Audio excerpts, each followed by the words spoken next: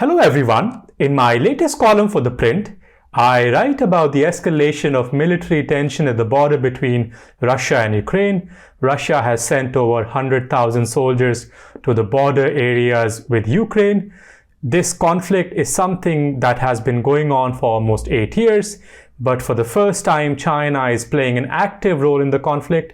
China has sided with Russia in the conflict, and China is supporting Russia's position to reduce the NATO presence in the Eastern European countries. There is a lot of speculation about ties between Beijing and Moscow. Some people call it an alliance. Some people even call it a strategic partnership.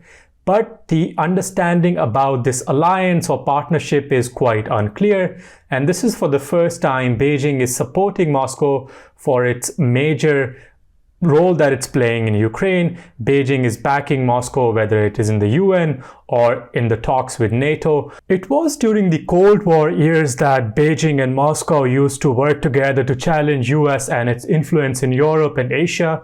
That was the history that is shaping their current conflict with Europe and US once again. The People's Republic of China and the former Soviet Union fought a war near the Junbao Island. This is in 1969. But that is a history that both countries are trying to leave behind and move ahead with their partnership, which is quite extensive.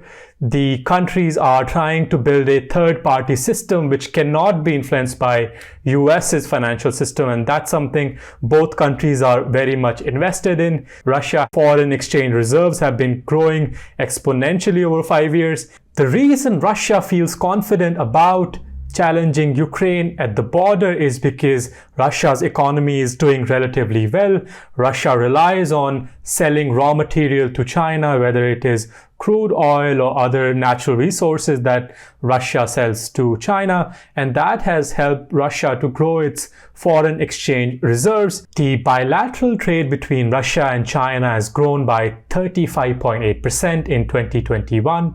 And it is at the number of 146 billion US dollars at the moment.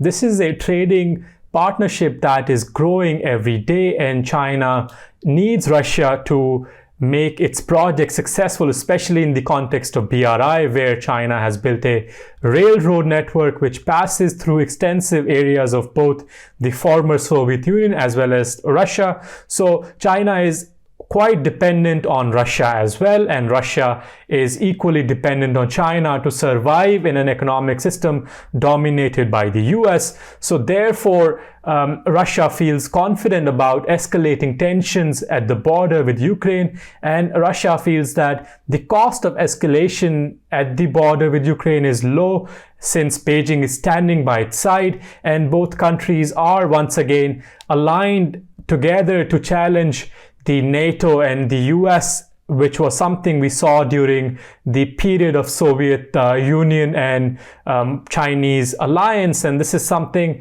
that is quite speculative. Still, we don't know exactly how Beijing will support Russia, and there are some signs that Beijing will only go so far to support Russia, maybe raise the issue at the UN and maybe issue statements about the NATO. So far, China has maintained a policy of non-interference, which we have seen has started to sort of change in the case of Afghanistan and some in the case of Kazakhstan, where China seemed to have supported some intervention. And this is something we'll have to watch over the long run, how China really supports Russia in terms of its own goal in Ukraine. And this will itself reveal how China wants to pursue its bilateral ties with Russia, and how far will it actually go to support Russia in its own vision and goal in the Eastern European region, as well as in the former Soviet Union regions along the stands.